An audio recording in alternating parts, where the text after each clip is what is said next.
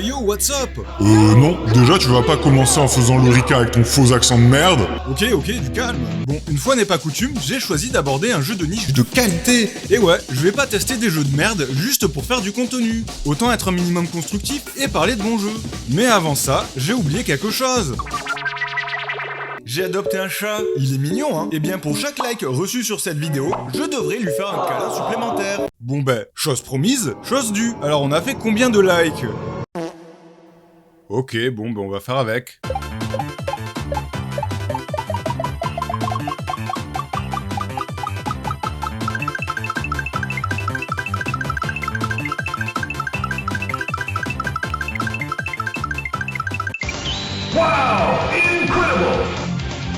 En vrai, c'était pas assez, hein. J'aurais voulu en faire plus des câlins, mais c'est pas ce que vous avez décidé. Ah, et en plus maintenant tu te mets à culpabiliser tes viewers. Génial. C'est leur pote maintenant si les sujets que tu fais n'intéressent personne. Et puis c'est pas malin de rien sortir pendant des mois. Elle où ta productivité? Ah merci pour ton support, hein, chère conscience. Tu sais, dans la vie, on peut pas passer son temps à grinder en permanence.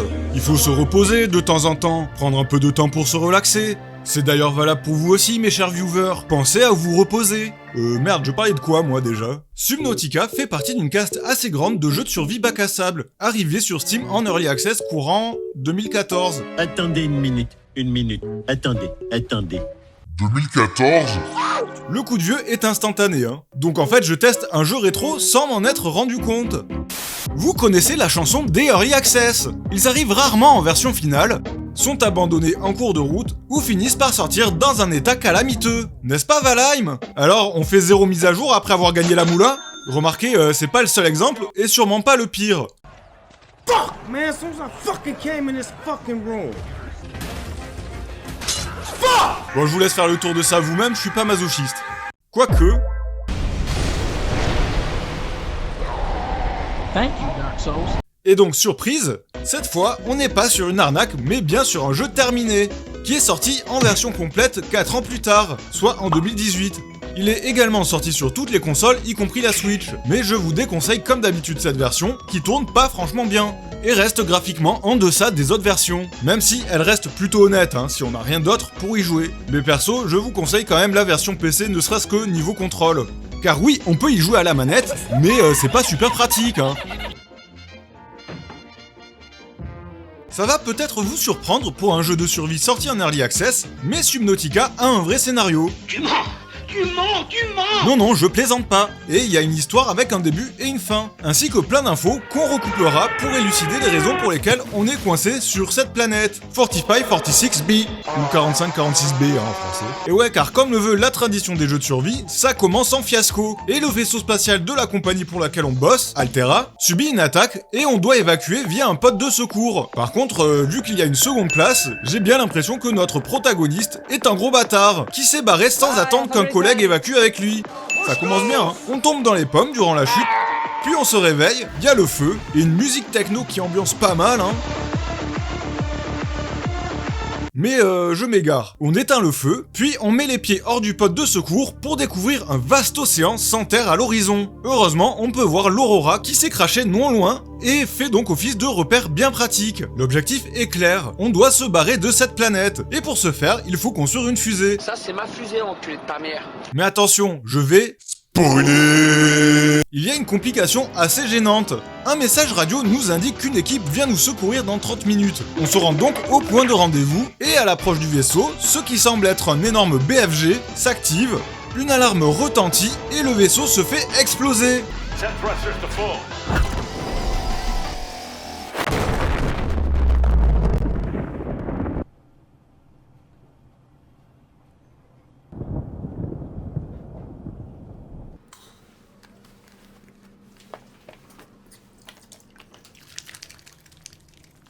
On comprend via cet événement que la planète est donc équipée d'un système de quarantaine qui empêche toute espèce de quitter celle-ci. Moi j'ai mes 2 doses donc...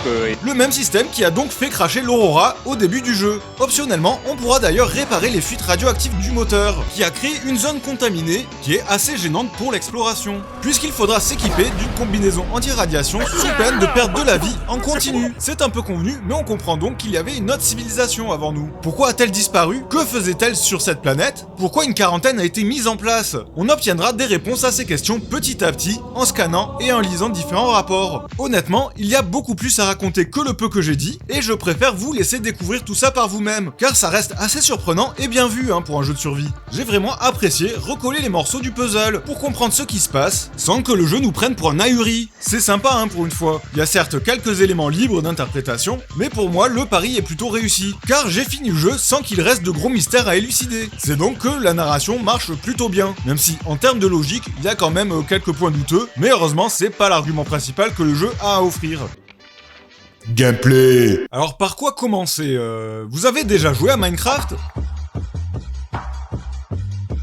Bon ça a aucun rapport hormis le crafting, voilà, bon je déconne.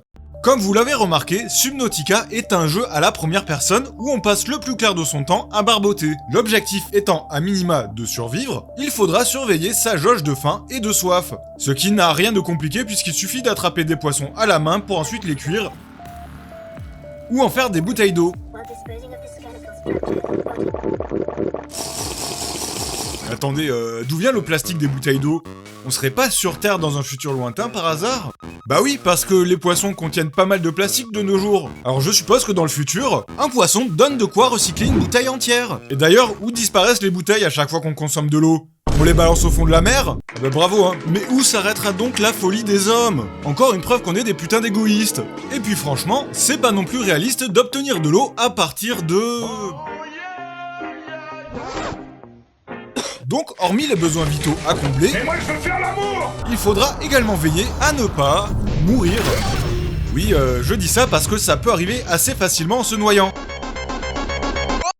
Ou en se faisant niaquer par la faune locale, bien sûr. Heureusement que le PDA nous alarme quand on arrive aux cartes de ses réserves d'oxygène. Et mieux encore, on nous laisse un peu de temps entre l'arrivée à zéro de notre jauge d'oxygène et la noyade. Ce qui est bien vu, puisque l'écran passe progressivement au noir. Comme pour signifier visuellement que notre cerveau n'est plus oxygéné. On cherchera tout au long du jeu à scanner tout ce qui passe pour obtenir des informations, ou pour obtenir des plans de construction. C'est là que se joue toute la progression, puisqu'on n'ira pas bien loin sans s'équiper correctement, et on obtiendra ainsi de nouvelles réserves d'oxygène, des palmes pour nager plus vite, des outils pour fabriquer des habitations, d'autres pour réparer ses véhicules, ou tout simplement pour s'éclairer. Mais je vais pas tout détailler car ça fait partie du plaisir de découverte. Un peu comme dans un Metroid-like en fait. Tout ce qu'il faut savoir, c'est que beaucoup de plans ne sont disponibles qu'en fouillant à l'intérieur et autour des épaules de l'Aurora. Et pour construire tout ça, on a besoin de ressources qui, pour les trouver, nécessitent d'être observateur. Car si obtenir du titane, du quartz et du cuivre est assez simple au début de la partie, puisqu'il y en a partout dans la zone de départ, on est loin d'avoir toutes les ressources à portée, ce qui deviendra la raison principale d'explorer des zones inconnues, pour trouver ces ressources nécessaires au crafting. On a donc une boucle de jeu assez classique pour un jeu de survie, qui est donc d'explorer pour trouver des plans et ressources, puis crafter des nouveaux outils, et utiliser ces outils pour explorer plus loin et découvrir d'autres plans et ressources. Et qui dit Minecraft, enfin Subnautica, dit base building. Ou construction de base pour les francophones. Et franchement, apprenez l'anglais un jour, puisque le jeu a un outil de construction plutôt simple d'utilisation, qui permet de fabriquer petit à petit son lieu de vie préféré. Mais il faudra bien penser à alimenter ces bâtiments en énergie, car sinon, pas d'oxygène ou de lumière, ni de possibilité d'utiliser les appareils qui garnissent notre base. D'ailleurs, on peut aménager sa base comme on l'entend, en plaçant des lits, des chaises, des bureaux, et tout un paquet d'éléments cosmétiques, mais aussi pratiques, comme les armoires, qui sont vitales pour stocker les ressources. Et je vous garantis qu'il va falloir en construire pas mal de ces armoires. Ah putain, j'ai failli oublier de parler de la gestion de l'inventaire, qui disons-le est assez classique. Tous les objets nécessitent un ou plusieurs emplacements, et on a vite fait de remplir son inventaire, et de devoir aller stocker tout ce qu'on peut dans des coffres et autres armoires. Et honnêtement, je trouve qu'on passe un peu trop de temps à organiser cet inventaire. J'aime beaucoup le fait de devoir préparer les expéditions en prenant soin d'avoir assez de bouffe et d'eau, ainsi que tous les outils nécessaires. Mais c'est surtout une fois revenu à la base que ça commence à me gonfler, parce que c'est une plaie d'organiser ses ressources, et qu'il n'y a aucun système pour les gérer globalement une fois à la base. Pourtant, il y a des jeux qui s'en sortent bien mieux, en automatisant certains trucs, comme le fait d'empiler une même ressource sur un emplacement, ou de remplir les coffres automatiquement quand on y a déjà entreposé un certain type d'item. Et c'est pas comme si on allait manquer de place, vu le coût de fabrication des armoires. Donc franchement, pourquoi avoir imposé un système aussi primitif et basique ? Ils ont jamais joué à Terraria les mecs ou quoi ? J'ai pas encore parlé des contrôles, mais honnêtement, j'ai pas de remarques à apporter. C'est assez bien foutu, et y a peu de touches nécessaires pour jouer. Y a rien de complexe, hein. On n'est pas sur un jeu de survie avec 3 tonnes de raccourcis. Franchement, niveau ergonomie, le jeu fait presque un sans faute. Le personnage se contrôle au doigt et à l'œil, les véhicules ont de l'inertie et sont amusants à piloter. Les menus sont tout à fait clairs et faciles à utiliser, et le système de crafting est simple et efficace. Même la construction d'habitat est finalement assez pratique et simple d'accès. Et en parlant de véhicules, Subnautica donne la possibilité aux joueurs d'en piloter plusieurs, à condition bien sûr de pouvoir les construire. Le premier, qui va probablement être utile la majorité du temps, c'est le Simos, ou en français, Nuit des mers. Hein? Il s'agit d'un véhicule léger d'exploration, très maniable, et que l'on peut équiper petit à petit via des modules, comme par exemple une soute ou un bouclier. Mais c'est clairement sa vitesse, et la possibilité de reprendre son souffle à l'intérieur, qui va vraiment tout changer, et permettre d'explorer bien plus loin à la recherche des ressources et objectifs. Et c'est aussi une bonne manière de se protéger des menaces des fonds marins. Enfin, souvent ça suffira pas, hein, faites gaffe. Bon, par contre, les écolos risquent un peu de faire la gueule, en se rendant compte qu'ils vont écraser pas mal de poissons innocents sur leur pare-brise.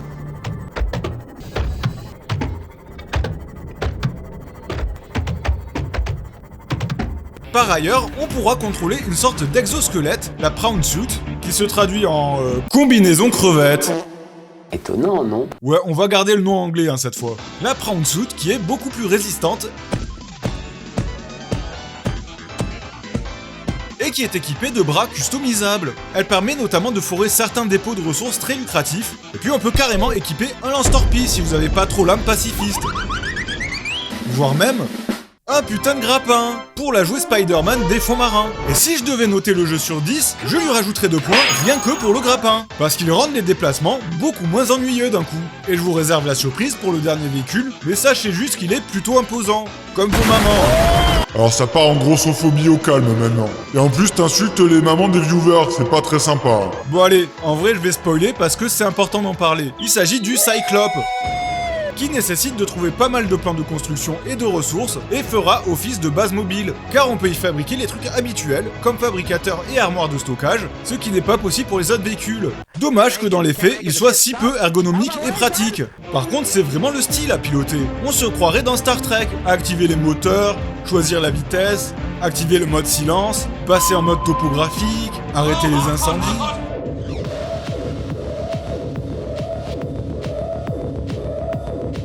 Et puis rien que la voix qui nous donne des informations utiles et le radar qui bip rendent l'expérience assez immersive. Non vraiment j'insiste, il a beau être peu pratique, le Cyclope permet au moins de roleplay en tant que capitaine Nemo. Le premier truc qui m'a frappé en plongeant dans cet océan, c'est qu'il regorge de vie, et notamment de nombreuses espèces herbivores et carnivores, ainsi que des formes de vie assez imposantes, sobrement nommées Léviathans. Le truc vraiment intéressant, c'est qu'un véritable écosystème semble avoir été inventé, car chaque espèce que l'on scanne révèle sa place dans la chaîne alimentaire. Et ce qui m'a vraiment bluffé, c'est vraiment l'imagination des développeurs qui ont créé des bestioles qui ont un métabolisme et des caractéristiques assez spéciales et intéressantes. Il y a de tout, hein, entre les requins enfouis dans le sable au comportement erratique, ceux qui amassent du métal, et parfois mes caméras putain de merde, rends la caméra enfoiré. Les otaries armés de munitions bactériologiques, attention, leur caca est empoisonné, ouais. Par contre, on m'explique pour le Overfish, il a apparemment évolué pour flotter dans l'eau. Ouais, c'est clairement le meilleur trait évolutif pour un poisson. Hein. Je vais quand même pas toutes les citer, mais il y a vraiment beaucoup d'espèces assez imaginatives aux comportements variés à découvrir. Et c'est toujours assez cool de croiser des nouveaux trucs majestueux ou chelous. Waouh, qu'est-ce que c'est que ce truc là? Mais les vedettes du show, c'est bel et bien les Léviathans, dont les plus dangereux vous préviennent généralement de leur présence par des cris, disons, assez effrayants. Hein.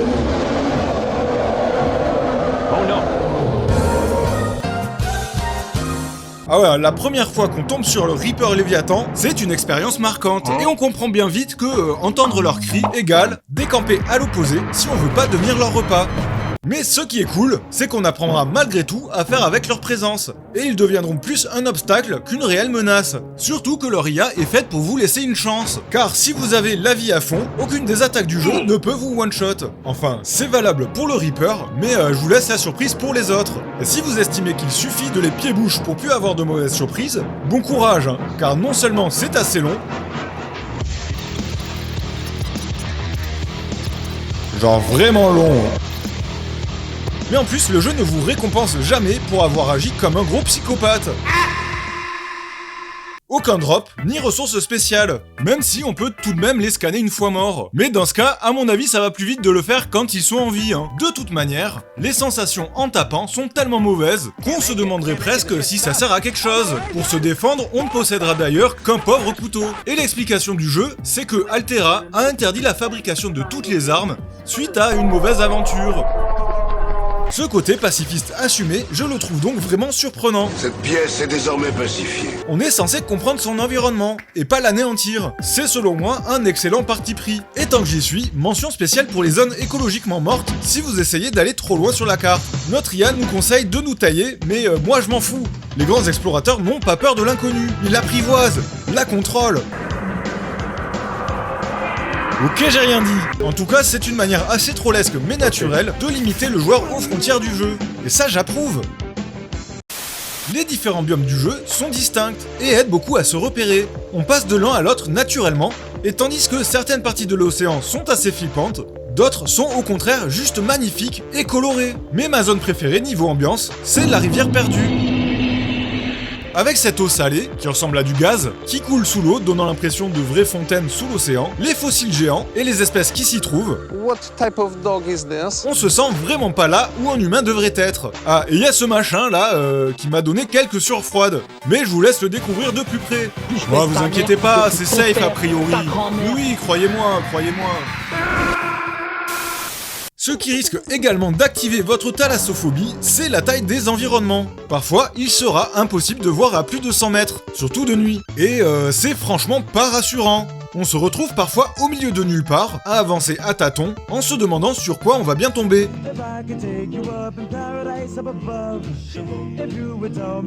Parfois, on entendra au loin un hurlement peu rassurant, et on tournera la caméra pour entrevoir un gros machin du coin de l'œil. Bref, je trouve que c'était plutôt une bonne idée de forcer le joueur à avancer dans ces environnements à moitié à l'aveugle, car ça maintient en tension. Si je te dis que t'es tendu, t'es tendu. Par ailleurs, la BO est vraiment impeccable. Écoutez-moi ça, franchement. Ça pulse, non? Oh putain, mais c'est quoi cette expression? Ça existe au moins? Et je trouve honnêtement que toutes les musiques du jeu collent vraiment avec ce qu'on voit et ce qu'on fait.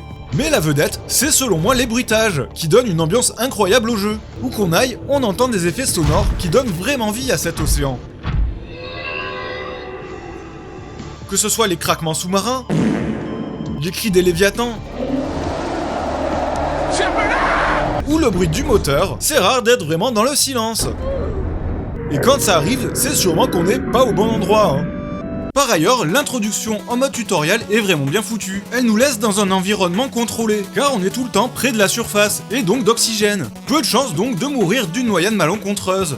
C'est super joli et invitant. C'est de toute beauté. Les quelques tunnels sont encore assez petits et on risque pas tout de suite de se paumer dedans.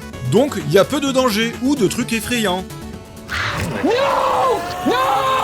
Bref, on nous fait entrer dans la piscine petit à petit, sans nous brusquer. Globalement, je trouve que les premières heures de jeu avancent très vite. On obtient régulièrement des plans de construction, et l'arbre technologique s'agrandit rapidement. Bref, j'ai trouvé cette progression vraiment plaisante. Peu de choses sont dites de manière précise, mais tous les éléments sont présents dans le jeu pour vous guider. Que ce soit des journaux et logs qu'on chope dans des terminaux, dans notre PDA, ou via le scanner, voire de simples suggestions de notre IA, You have exceeded your weekly exercise quotient by 500%. Vous faites du sport? Même pas.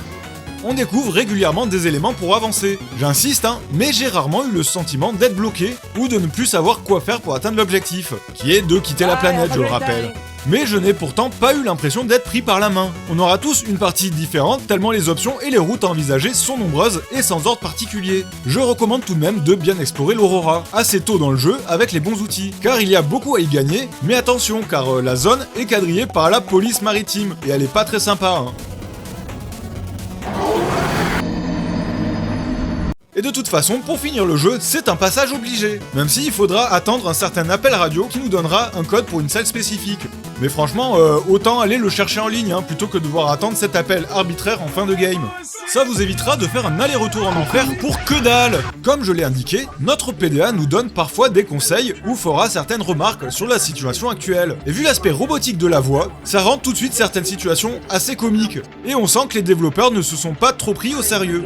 Crash landed in the acid swamps of Boreal 9, fought off arachnid kidney poachers, and hijacked a tame Star Wars. Pour fluidifier la progression dans le jeu, des appels radio viendront nous guider vers des capsules de survivants du crash. Enfin, survivants avec guillemets, Et on trouvera des enregistrements qui nous en apprendront plus sur leur survie, ou plutôt sur leur absence de survie. Human tissues. Et surtout, ça permet de dénicher des plans de construction. En tout cas, comme c'est assez facile de passer à côté de certains plans bien utiles, ces appels radio fonctionnent comme une sorte de filet de sécurité, pour moins paumer le joueur, ce qui est plutôt bien vu. Et vous allez parfois recevoir des messages... Bon j'avoue, ça fait un peu flipper sa race, Destroyed. Mode.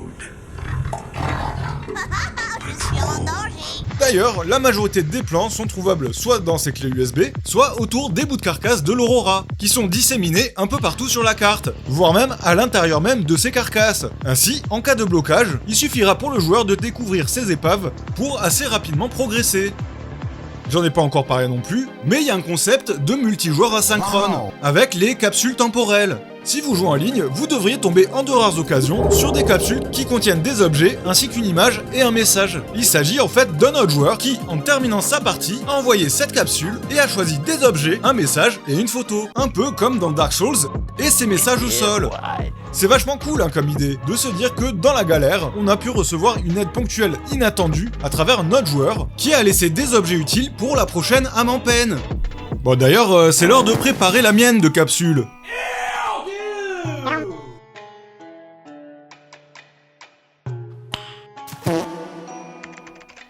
Il va être heureux le prochain joueur. C'est marrant. Et enfin, on peut faire grandir cette petite bestiole. C'est vachement mignon, Bon, pas autant que le chat, Et puis le bioréacteur va pas se remplir tout seul.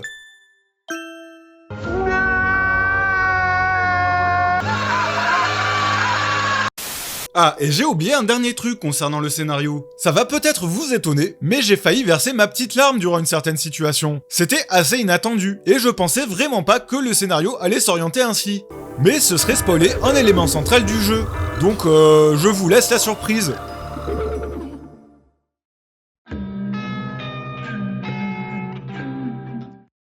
Malgré toutes ses qualités, Subnautica a des soucis, et je suis bien obligé d'en parler car ils entachent régulièrement le plaisir de jeu. À commencer par un truc évident, ce serait un euphémisme de dire qu'il y a quelques bugs, malgré une succession de patchs depuis sa sortie officielle. Il manque un certain degré de finition très palpable, et j'ai beau dire que c'est un jeu fait en petit comité, l'équipe de développement est plutôt grande, comparativement à d'autres studios indés. C'est donc un peu dommage, car ça me sort souvent de l'atmosphère incroyable du jeu. I am under the water.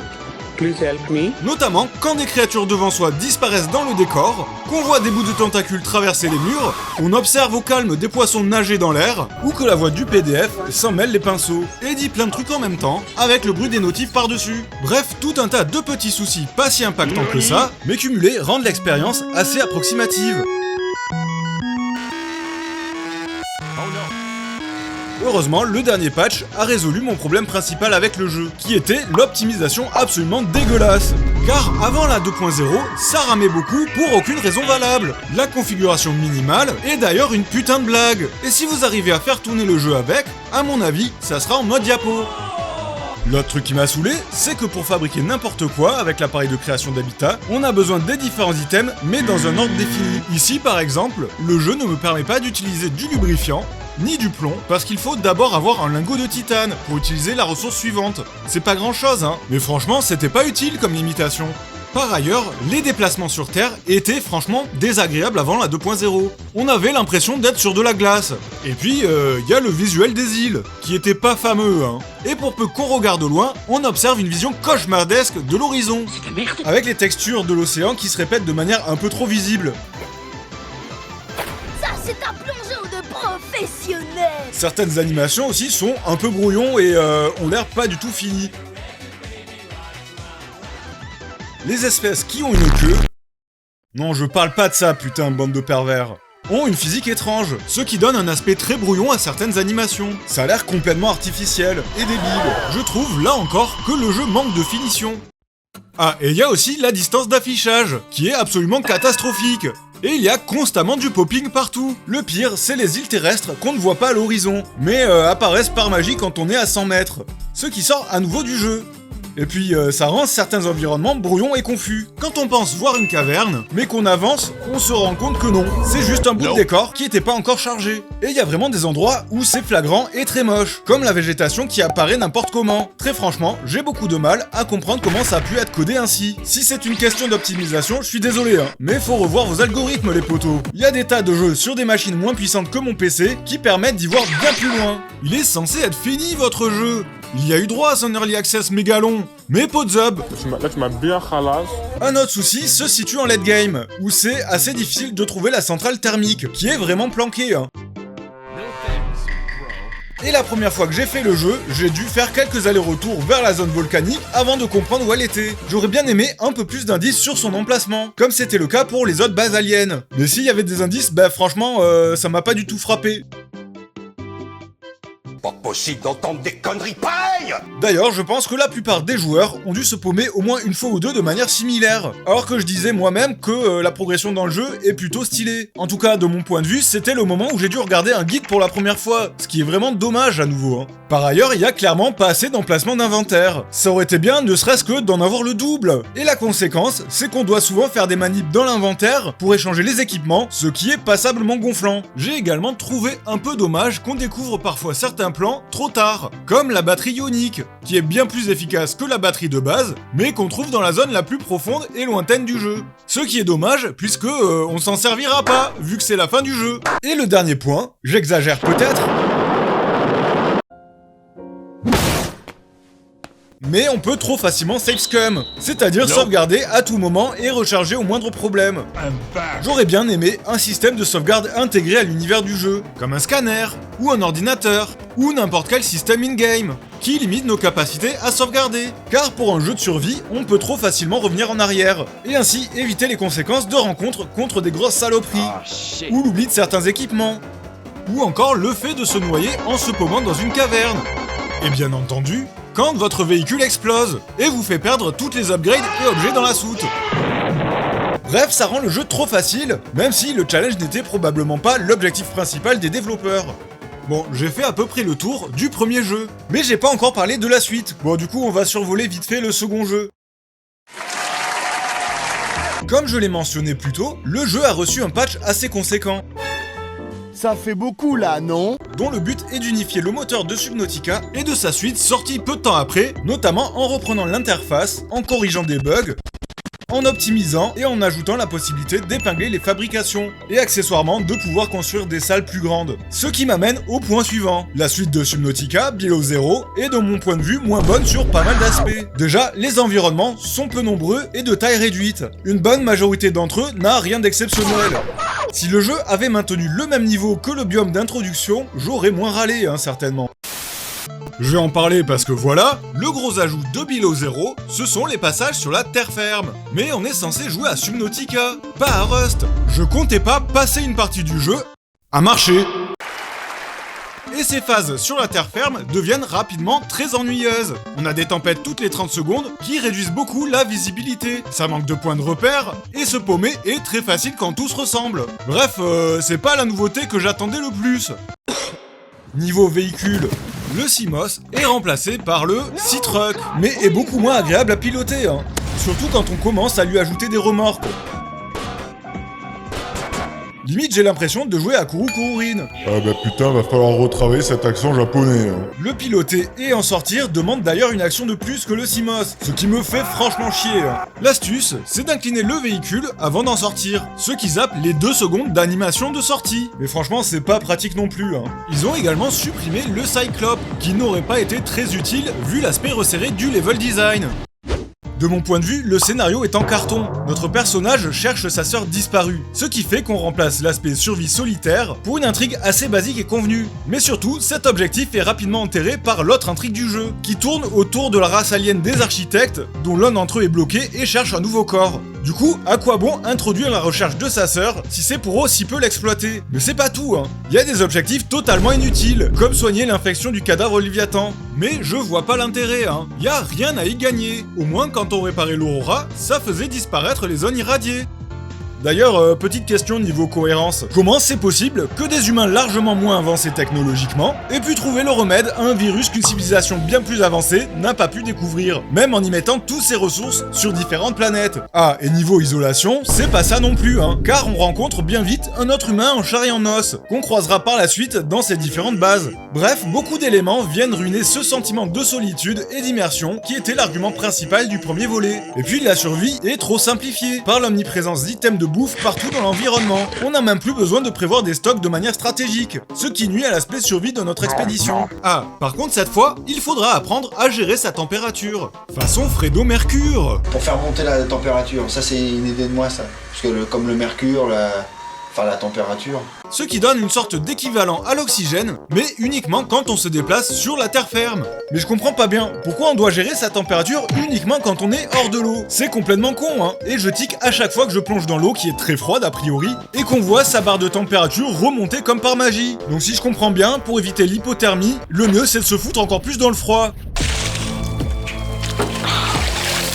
Ensuite, il y a un nouveau véhicule, le Snowfox, sorte de overbike pas mal teasé dans les trailers et qui marche pas du tout. Il prend trop de place dans l'inventaire, doit être construit avec un fabricateur sur la terre ferme, il y a aucun sentiment de vitesse et on a l'impression de contrôler une savonnette. Et puis au final, on se fait sortir très facilement du véhicule dès qu'on se fait frôler par ce putain de Léviathan. Voire même quand il nous touche pas. Coucou. Ce Léviathan de merde, qu'il aille bien se faire foutre d'ailleurs. Alors il est stylé visuellement, ça ok, mais il nous harcèle trop, sans vraiment être dangereux en plus. Franchement, faut y aller hein, pour se faire tuer. Un peu comme l'autre Léviathan du jeu. Et oui, car dans la zone la plus profonde, les développeurs ont spammé des Shadow Léviathans partout. Et il est presque impossible de les éviter. Du coup, à force de les côtoyer et de se faire attraper en permanence, on finit par en avoir mais plus rien à battre. Ça devient plus un jumpscare qu'autre chose, hein, puisqu'ils ne font que 42 dégâts sur 100, puis nous remettent gentiment dans la bonne direction, histoire de nous permettre de reprendre notre route comme si de rien n'était. C'est franchement sympa de leur part. Sauf la fois où je me suis fait combo grab par deux d'entre eux. Là, j'avoue, je faisais plus le mariole. Hein. Et j'ai un paquet d'autres reproches moins importants. Déjà, pourquoi notre PDA a un accent indien? Il sort d'où en fait? Oxygen. The air bladder provides a significant upward thrust to help you get to air faster. En vrai, j'ai aucun problème avec cette voix. Hein. C'était juste pour faire ce qu'on appelle dans le jargon une blague un peu raciste. Alan. Oui, c'est le nom de l'architecte dont on construit le réceptacle. Fait partie d'une conscience collective, avec le reste de son espèce, et ne comprend donc pas le concept de conscience individuelle. Pourtant, quand on le trouve, il est coupé de son réseau, donc il devrait ressentir la même chose qu'un humain. Alors, est-ce qu'il est con, ou est-ce qu'il le fait exprès? D'ailleurs, toutes les conversations avec lui m'ont fait rire, mais pas pour les bonnes raisons. Disons que c'est assez ridicule de faire de la philo de comptoir avec une espèce largement au-dessus de nous, et de nos préoccupations de simples mortels. Mais dans Below Zero, les aliens sont tout aussi cons que notre protagoniste, hein, apparemment. Qui passe son temps à dire des conneries d'ailleurs. Hope isn't based on statistics. It's born from a drive for something better. There's a poem Sam loved. Hope is human. Hope is... Oh right. Hope is the thing with feathers. Ça n'a aucun sens, mais on pourrait très bien imaginer une traduction du type « Le roseau plie, mais ne cède qu'en cas de pépin ». Bon, ce qui veut rien dire non plus. Et bien sûr, le jeu est assez buggé, hein. J'en ai déjà parlé quand ça concernait son prédécesseur.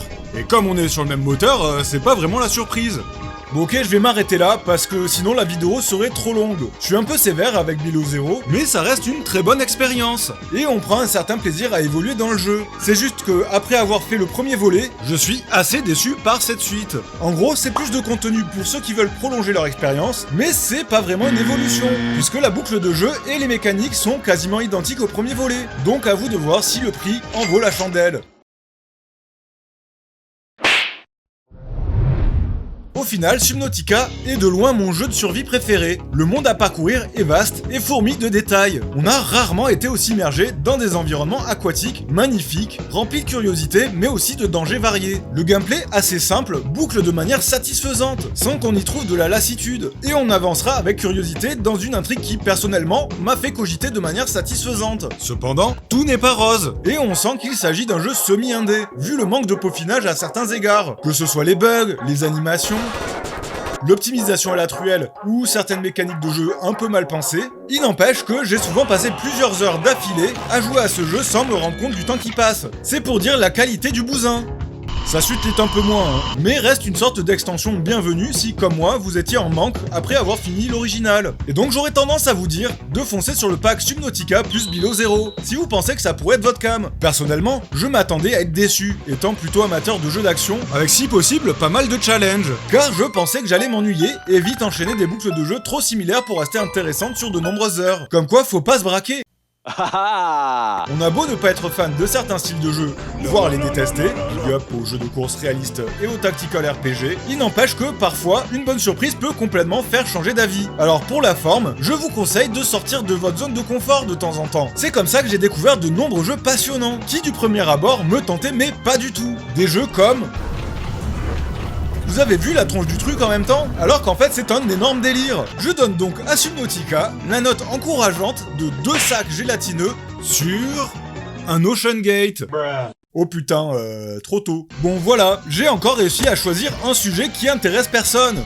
En effet, quand on voit le beat de certains sujets, c'est à se demander si tu devrais pas être un peu putaclic, hein. Ah bah ouais, hein, je sais bien Conscience. Tu crois qu'elle sort d'où à ton avis, mon impression sur le dernier Zelda? En plus, je croyais que j'allais me faire sodomie par les fans. Mais même pas, c'est décevant, hein, je voulais faire du buzz moi. Tu souhaites volontairement faire du bad buzz. On en est là niveau stratégie de com. Tu crois que c'est comme ça que ta chaîne va grandir? Attends, mais faudrait savoir, c'est toi qui me demandes d'être plus putaclic. J'ai pas été assez provocateur si tu veux mon avis. Bref, n'oubliez pas de vous abonner, mettre un pouce bleu si vous aimez ce que je fais, ou si vous aimez pas même, je m'en fous. Voire vous pouvez m'écrire une thèse en commentaire pour expliquer en quoi j'ai tort, et que le meilleur jeu de survie, c'est Valheim d'abord. Voilà, c'est pas dur de faire du troll de basse qualité. De toute façon, je suis sûr que la plupart des gens se sont déjà barrés de la vidéo en fait. Du coup, je peux dire ce que je veux. Morte couille.